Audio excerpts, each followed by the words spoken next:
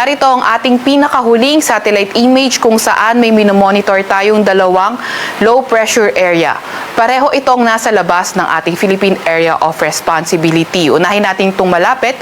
Itong low pressure area na ito huling namataan kaninang alas 3 ng madaling araw sa layong 1,085 km silangan ng northeastern Mindanao. Itong low pressure area na ito nananatiling mababa ang tsansa na maging isang ganap na bagyo. Nakita nga rin natin na ito ay napakalapit na sa boundary ng ating power line at napakataas na rin ang tsansang pumasok ito na ating Philippine Area of Responsibility ngayong araw. Posible nga rin as early as Thursday ay magpaulan na ito sa ilang bahagi ng Visayas at Mindanao. Patuloy pa rin tayong mag-antabay sa mga update ng Pag-asa.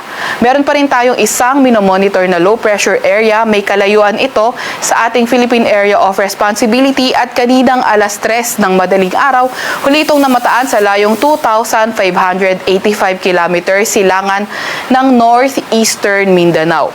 Itong low pressure area na ito, mataas ang tsansa na maging isang ganap na bagyo in the next 24 to 48 hours. Nakita nga rin natin na posible itong pumasok ng ating area of responsibility this coming weekend. Gayunpaman, hindi naman natin nakikita yung direktang epekto nitong low pressure area na ito in the next 3 to 5 days. Inuulit ko po, itong low pressure area na ito, mababa naman yung tsansa na magkaroon ng direktang epekto sa atin in the next 3 to 5 days. Kaya patuloy pa rin tayong mag-antabay sa mga ilalabas na update ng Pag-asa.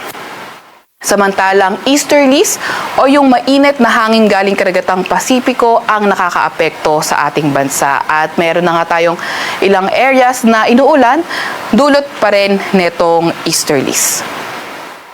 At maliban sa dalawang LPA na ito, wala na tayo iba pang minomonitor na low pressure area or bagyo sa loob or malapit sa ating PAR.